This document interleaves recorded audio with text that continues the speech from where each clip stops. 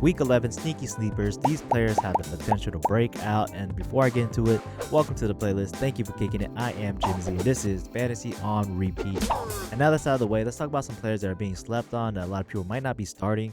And I'm going to give you some reasons why that you should be starting them because they got some good matchups. But let's go start off with Jacoby Brissett, man. Let's start off with Jacoby Brissett. He has QB efficiency that is elite. He is stabilizing this offense now. He has top 12 upside, and he is a starter for the Cardinals, and he has proved that he is worth it. He's had 4 starts since week 6. He has consistent fantasy points, at least 19.4 points per game. He's QB 8 since that stretch. He elevates his offense very well, and the passing efficiency is high. He's a smooth operator lately. His yards per game are strong. The high volume potential exists. He has Trey McBride as his safety valve, and man, that just scares me now because my homie, again, who I keep mentioning, he has Jalen Waddle, Devon Achane, and now Trey McBride, who I'm going against, and I'm trying to beat him. Again, that's why I'm putting Michael Wilson into the universe as my mustache video, if you want to go check that out. But yeah, Jacoby Brissett has saved Trey McBride's season. He's got heavy targets ever since Murray has been injured, and the 49ers matchup is very favorable.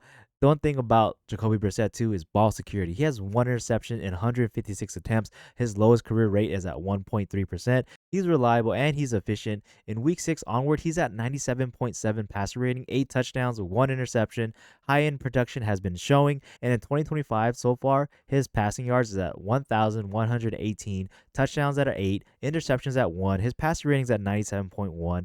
Brissett has been a reliable starter, and he's been sneaky. A lot of people are not talking about him, but you got to grab Brissett and you got to roll with the hot hand right now because he's been elite. Speaking of elite, we'll talk about another quarterback. The Texans quarterback alert. It's going to be Davis Mills, man. General Mills. He's a high-pressure playmaker. He's an expected starter again. CJ Stroud is out. Texans need Mills, man. The experience and the capability. If the redemption arc is loading. And week 10, the comeback. 19 points in the fourth quarter rally. That was amazing. That's going to boost his confidence extremely, man. He has another favorable matchup ahead. The Texans are going to be facing the Tennessee Titans defense. The Texans just shut him out 26-0 earlier, and we definitely know that Mills can exploit some weaknesses. He has a reliable targets available. Dalton Schultz is ready. Nico Collins is active. His playmaking ability shines, man. 28.7 fantasy points, QB1 in week 10. I don't think people are talking about it enough, but that's big-time production. It shows. In 2025 so far, he's played 3 games. He has 321 passing yards, 3 touchdowns, 1 interception. His passer rating's at 98.7. He's a starter for the time being. He's a viable option. If you need to replace any quarterbacks that are currently on a bye week, dude, Davis Mills is a perfect fill-in. This next player on the list has a high volume target incoming, and this is going to be Wan'Dale Robinson. With Wan'Dale Robinson, man, he is slot dominance ready, and he has big PPR upside. He is a de facto top receiver. Malik Neighbors is out. The target share is massive. It's at a 26.8 the last 5 weeks. He has a high volume production. His targets in the recent weeks, 12, 7, 11, 11. That's very fitting because he is always open. And he's a consistent fantasy contributor. His floor in the PPR settings is such a safe floor that why wouldn't you ride this hot hand right now?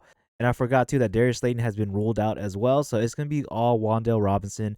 And it might not be pretty, but it's still going to be volume that equals points and points and points. It should. And now he has a favorable matchup coming up. The Green Bay Packers, they have been struggling. 77% of the production is from the slot. His separation has been elite and is reliable. And his slot separation skills. In 2024, he's got 2.46 yards of separation. That's 4th best in the NFL. And week 2, he had a breakout, 142 receiving yards, 50-yard catch, 1 touchdown. Big play potential is evident.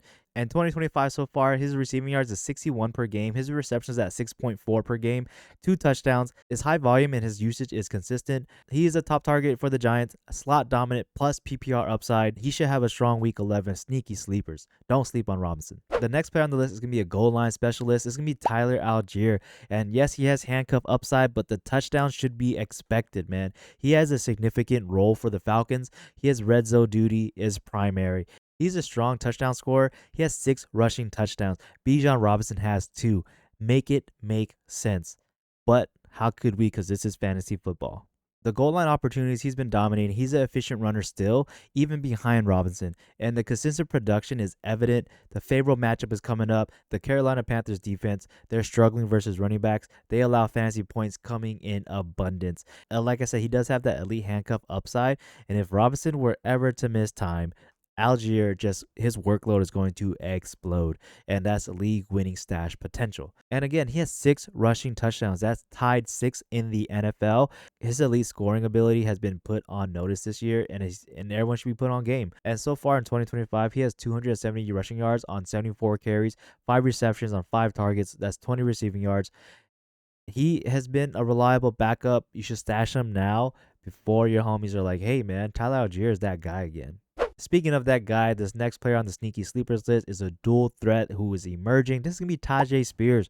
The snap share is climbing. He's a playmaker that's ready. The trust is building in this backfield, and it's rising and rising. And his receiving upside comes strong with that too. He has 13 receptions, 96 yards. That's a safe PPR floor. He's getting consistent targets every single week. He's productive and he's explosive. He is splitting time with Pollard, but he's got 3.8 yards per carry, explosive touches in space.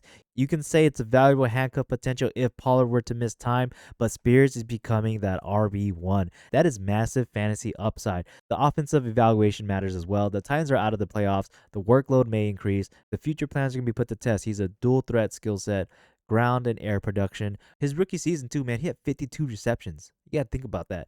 I say anything at 50 is pretty good for a running back. In week 8 versus the Colts, he had 14.2 fantasy points, 9 carries, 59 yards, and 1 touchdown. It's been a quiet, productive season. He's played 5 games. He has 152 rushing yards, 1 rushing touchdown, 13 receptions, again, 96 yards. Spears is rising. We can see a breakout happen from Tyjae Spears at any moment, and maybe the Titans offense might be getting it together, and it's going to involve Tyjae Spears 100%. And this next player has explosive potential ready to be unlocked again. This is going to be Oronde Gadsden. The targets are increasing fast. The injury scare was avoided. Week 10, it was just a bruise. This week, he was a full practice, meaning he's full go for week 11. And his breakout production has been evident. Since week 6, that start, he had 58.3 yards per game. He's a reliable target for Justin Herbert. The high volume offense definitely helps. This pass heavy scheme in 2025 has been a revelation for this offense. And with the running back injuries, it's going to create more looks, and there's going to be more targets available.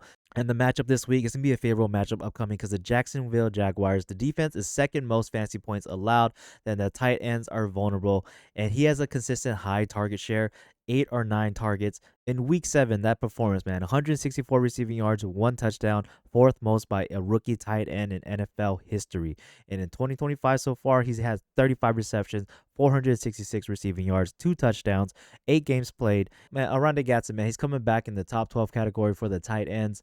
He's going to be a sneaky sleeper. He's going up against the Jags. Justin Herbert, he's been having an MVP season. Sneaky sleeper. And now to my last player. I started off with a Jacoby. I'm going to end with a Jacoby just for you jabronis. This opportunity is now. This is going to be Jacoby Meyers.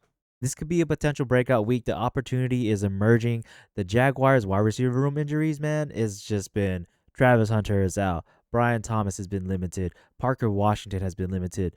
So this is a very critical role that is opening up. And Jacoby Meyers has reliable hands. In week 10, he had 3 targets, 3 catches for 41 yards. And that's an indicator of a consistency. And the familiarity helps. Quick grasp on the offense. All targets come on clean dropbacks. And with Parker Washington injured, like I said, the targets could just soar even more, especially week 11 versus the Chargers. And for Jacoby Meyers, his route running has been nothing but precision. And it's crazy. I just got the update that Parker Washington is healthy now, which is dope. But still, regardless, Jacoby Meyers, man, his route running is just full of precision. His separation is elite under pressure. He's going to be a reliable outlet for Trevor Lawrence. And he's played against the Chargers before. In 2024, he had 10 targets, 123 yards, and 1 touchdown. And we know that the high ceiling is there. And so far this season, he has 36 receptions on 52 targets, 393 yards, no touchdowns. Man, the high volume opportunity, it's looming. And week 11, he's a sneaky sleeper for sure. And that's it, y'all. Week 11, those are my sneaky sleepers. A lot of people are sleeping on these players, so wake up before your homies do. And that's it, y'all. So if you like this breakdown, don't forget, like, comment, subscribe, come kick it with the playlist. As always, I appreciate y'all for being here. And this is the end of the week, so good luck and have fun for the rest of the week, and hopefully get that W. And we'll chop it up again on Monday, and we'll be back onto it, man. But until then, fantasy on repeat. Jim Z is out. Peace.